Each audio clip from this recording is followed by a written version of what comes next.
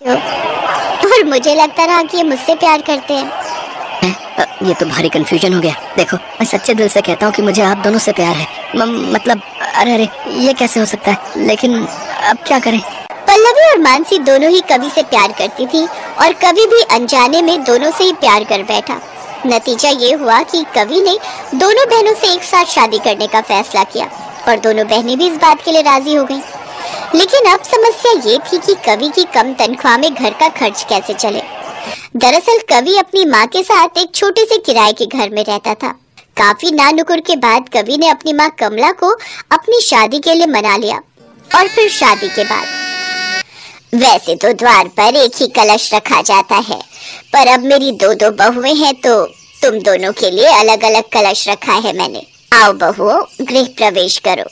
जैसे पल्लवी और मानसी ने अपने पैर आगे बढ़ाए, ठीक उसी वक्त उनका मकान मालिक वहां पहुंचा। और फिर सुन कमला, ये सब नहीं चलेगा। मकान देते वक्त बस 2 लोगों के रहने की बात हुई थी। हाँ, पर लाला बेटे की शादी तो होगी ना कभी।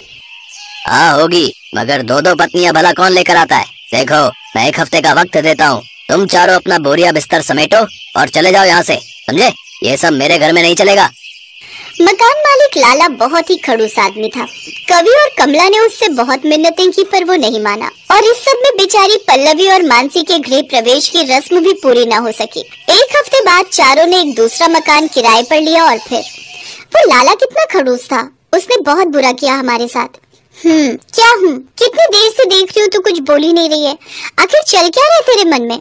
मुझे अपना मकान चाहिए जिसमें तू और मैं फिर से पूरे सम्मान के साथ गृह प्रवेश कर सके। हैं?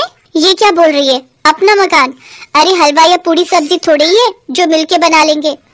अरे वाह, क्या आइडिया दिया है तूने।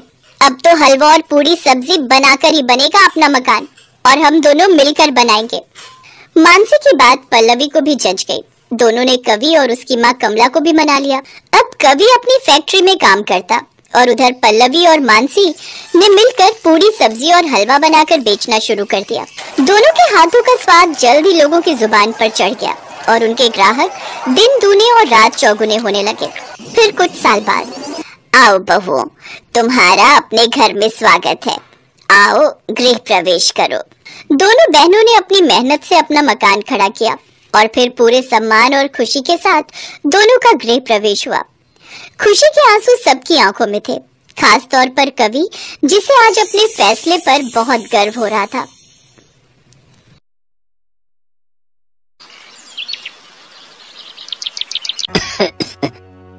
विष्णु, मेरे पास आओ बेटा। जी बाबूजी, मैं यहीं पर हूँ आपके पास। एक दिन तो सबको जाना है, मेरा भी वक्त आ गया है। लक्ष्मी, तुम भी मेरे पास आकर बैठो बेटी। अब सुंदर कहाँ है? भैया रास्ते में है बाबूजी, बस पहुँचते ही होंगे। वो भी आ जाता तो ठीक रहता। तुम सबको एक जरूरी बात बतानी थी, कहीं उसके आने से पहले मेरे प्राण न निकल जाए। ऐसा न कहिए पिताजी, आपको कुछ नहीं होगा। भैया भाभी बस आते ही होंगे।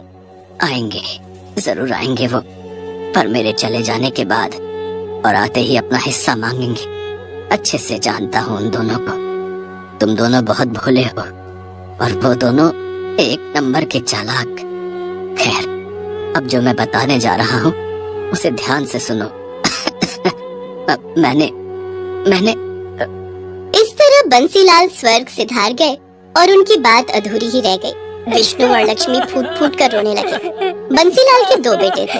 बड़े बेटे का नाम सुंदर और उसकी पत्नी मालती थी, जबकि विष्णु उनका छोटा बेटा था और उसकी पत्नी लक्ष्मी थी। बंसीलाल हमेशा से विष्णु के घर पर ही रहते थे। विष्णु और लक्ष्मी उनकी खूब सेवा करते थे, जबकि सुंदर और मालती को तो हमेशा से बस बंसीलाल की जमीन जायदाद से ही मतलब था। जैसा कि बंसीलाल ने कहा था, उनकी मौत के बाद सुंदर और मालती वहाँ पहुँचे।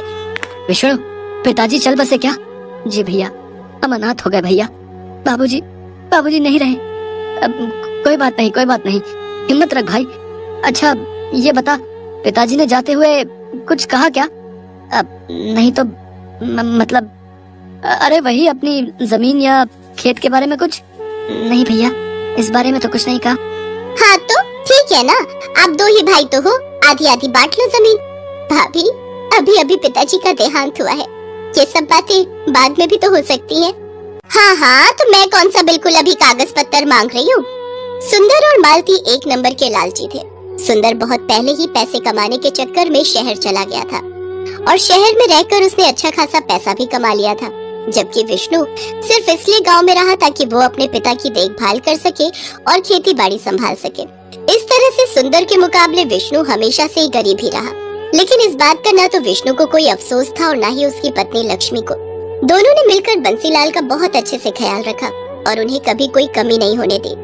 जबकि अमीर होने के बावजूद सुंदर और उसकी पत्नी मालती एक नंबर के कंजूस और लालची थे। उन्होंने जीते जी तो कभी बंसीलाल की सुध नहीं ली, लेकिन अब उनके देहांत के बाद अपना हिस्सा मांगने जरूर पहुंच गए थे। विष्णु, अब तो सारे काम निपट गए हैं और मेरी छुट्टी भी खत्म होने वाली है। तो आओ अब जरा बंटवारा कर लेते हैं। भैया, बंटवारा करना जरूरी है क्या? और नहीं तो क्या विष्णु भैया, आप तो रहते हो गांव में, अपनी जमीन की देखरेख कर ही लोगे। पर हम शहर से कहाँ आते रहेंगे बार बार? इतना टाइम थोड़ी ही होता है हमारे पास। अब बंटवारा हो जाए तो हम अपने हिस्से की जमीन बेचकर निश्चिंत हो जाए और फिर चले जाए वापस।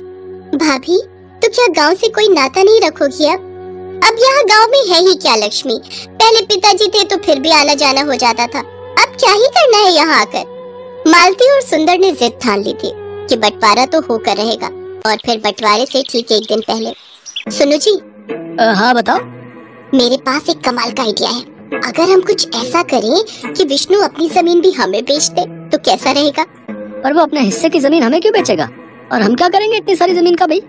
हम क्या करेंगे मतलब? अरे सारी जमीन बेच बाच कर शहर में बढ़िया घर और चमचमाती गाड़ी लेंगे और क्या। पर ऐसा होगा कैसे भाई?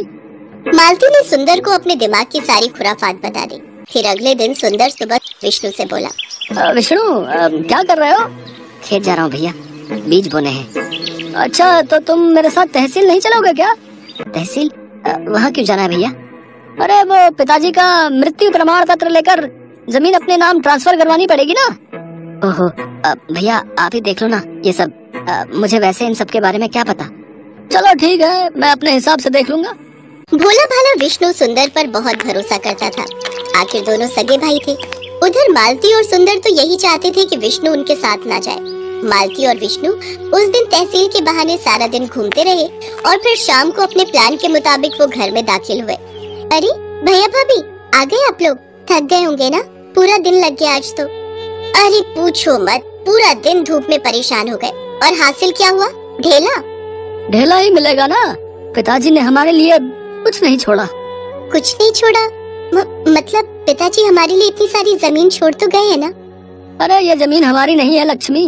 पिताजी ने बैंक से लोन लिया था ना 2 लाख रुपए का, जो उन्होंने चुकाया नहीं और बैंक ने अब जमीन पर केस लगा दिया है। तब तक उनको पैसा नहीं मिलेगा। जमीन हमारी तो क्या किसी का भी नाम नहीं हो पाएगी। पर भैया, पिताजी ने तो इस बारे में कभी कुछ नहीं बताया। अरे कैसे बताते? अगर वो बता देते कि जमीन गिरवी रखी है तो हम नाराज नहीं हो जाते? खुद तो चले गए और हमें भिखारी बना गए। कुछ भी हो भाभी, पर ऐसे तो मत बोलिए पिताजी के बारे में। अरे तुम चुप रहो लक्ष्मी। ये देख रही हो, ये बैंक का नोटिस है। इसमें साफ साफ लिखा है कि अगर हमने 1 महीने के अंदर 4 लाख रुपए नहीं चुकाए तो वो खेत की जमीन के साथ साथ हमारे घरों पर भी कब्जा कर लेंगे। हे भगवान, अब हम क्या करेंगे भैया?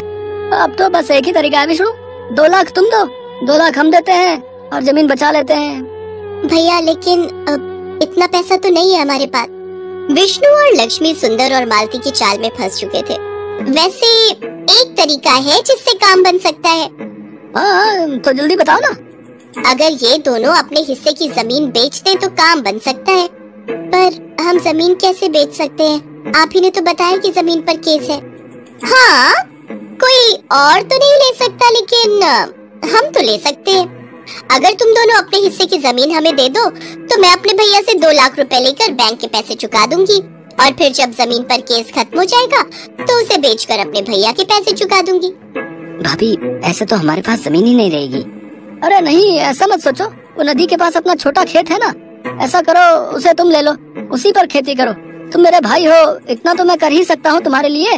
बस एक वही ऐसा खेत है जो गिरवी नहीं है। मालती और सुंदर ने बहुत गहरी चाल चली थी। उधर विष्णु और लक्ष्मी सोच रहे थे कि उनके भैया भाभी ने उनका घर बिकने से बचा लिया है। फिर वैसा ही हुआ जैसा तय हुआ था। लक्ष्मी और विष्णु ने अपने हिस्से की जमीन मालती के नाम कर दी और खुद नदी के पास वाले खेत में खेती करने लगे। फिर कई दिन बीत गए। मालती और सुंदर सारी जमीन मिलने से खुश थे, तो विष्णु और लक्ष्मी भी अपना घर बच जाने की बात से संतुष्ट थे। लेकिन वो कहते हैं ना कि जो जैसा बोता है वैसा ही काटता है। एक दिन सुबह सुबह नदी के पास वाले खेत में, लक्ष्मी, लक्ष्मी, जल्दी इधर आओ। क्या हुआ जी? ये देखो, खेत में जुताई करते हुए मुझे क्या मिला? जुताई में विष्णु को एक लोहे का बक्सा मिला था जिसमें ढेर सारे सोने के सिक्के भरे हुए थे। तो वहीं दूसरी तरफ ठीक उसी वक्त शहर में मालती के घर की घंटी बजी। ये घर सुंदर का है? जी हाँ, आप कौन? हम लक्ष्मी सागर बैंक से आए हैं। आपके पिता बंसीलाल ने 4 लाख रुपए का लोन लिया था हमसे, और उन्होंने उसकी सिर्फ 3-4 किश्तें ही चुकाई हैं। हम गांव में आपकी खेती की सारी जमीन अपने कब्जे में ले चुके हैं और उसकी नीलामी करेंगे। अगर आप चाहते हैं कि हम ऐसा ना करें तो आपको सूद समेत कुल 9 लाख रुपए भरने पड़ेंगे, वो भी 3 महीनों के अंदर। सुंदर आए तो उन्हें ये बात बता देना। मालती को समझ नहीं आ रहा था कि आखिर ये सब क्या हुआ और कैसे हो गया, लेकिन सच तो यही था कि अब जाकर हुआ था असल मायने में बंटवारा। जिसने जो बोया था वही उसे मिला।